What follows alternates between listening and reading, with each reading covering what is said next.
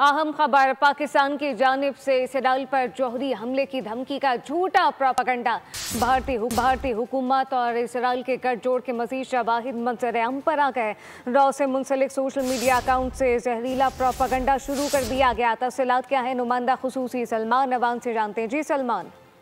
जी बिल्कुल, एक दो दिन से ये सूरत हाल सोशल मीडिया पर सामने आ रही है कि पाकिस्तान को भी इस जंग के अंदर घसीटने की, पाकिस्तान को भी इस जंग के हवाले से बदनाम करने की पूरी कोशिशें की जा रही हैं। और ख़ासतौर पर जो इंडियन खुफिया एजेंसी रॉ से एफिलिएटेड अकाउंट्स हैं, सोशल मीडिया अकाउंट्स हैं, वो पाकिस्तान के खिलाफ एक शुगर कोटेड किस्म का प्रोपेगेंडा भी कर रहे हैं, जो कि दर हकीकत जहरीला प्रोपेगेंडा है। और उसका मकसद सिर्फ और सिर्फ ये है कि दुनिया भर के अंदर इसराइल को एक बार फिर मजलूम साबित किया जा सके, उसके लिए हमदर्दियाँ पैदा की जा सकें। पाकिस्तान की वजारत खारजा ने कल भी इस प्रोपेगेंडे को मुस्तरद कर दिया था, मुकम्मल तौर पर झूठ करार दिया था। और हुकूमत पाकिस्तान वाज़ेह कर चुकी है कि वो ईरान की बैनुल अक़वामी फोरम्स के ऊपर अखलाकी सिफारती हिमायत जारी रखेगी।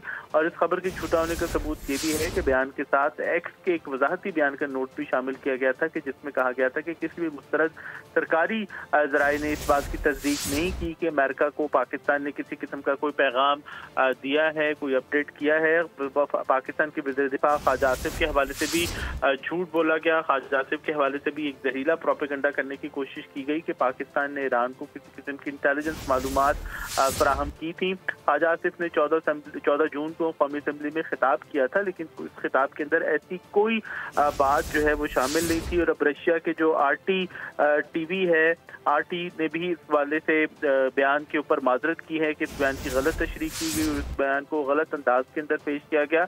एक तरह से RT का ये इकरार भी जो है वो सामने आया है कि ये प्रोपेगेंडा था, जिसका वो खुद भी शिकार हुए। इससे पहले हम बात कर रहे हैं कि रॉ और इसराइल ने मिलकर भी पाकिस्तान को FATF में की जो ग्रे लिस्ट है उसमें शामिल करने के लिए कोशिश की, लेकिन वहां पर भी उन्हें नाकामी हुई। तो इस वक्त एक आप कह लें कि कंप्लीट जो जंगी सूरत हाल है सोशल मीडिया पर पाकिस्तान के हवाले से वो अभी बरकरार है, जहां पर भारत के साथ साथ इसराइल भी पाकिस्तान को मलाइन करने की भरपूर और मुकम्मल कोशिशें कर रहा है। और इसका वाहिद मकसद ये है कि जो फील्ड मार्शल सईद आसिम मुनीर का दौरा अमेरिका है उससे तवज्जो हटाई जाए, उसके ऊपर पर्दा डाला जा सके, उसको कवर अप किया जा सके, उसको दीगर उलझनों के अंदर जो है पसे पुश डाला जा सके। लेकिन यकीनी तौर पर इस कोशिश के अंदर भी भारत और इसराइली जो अकाउंट्स हैं, भारत और इसराइल का जो गठजोड़ है, उसको नाकामी का सामना करना पड़ेगा। जी, नाकामी का सामना करना पड़ेगा। सलमान अवान अपडेट कर रहे थे, आपका शुक्रिया।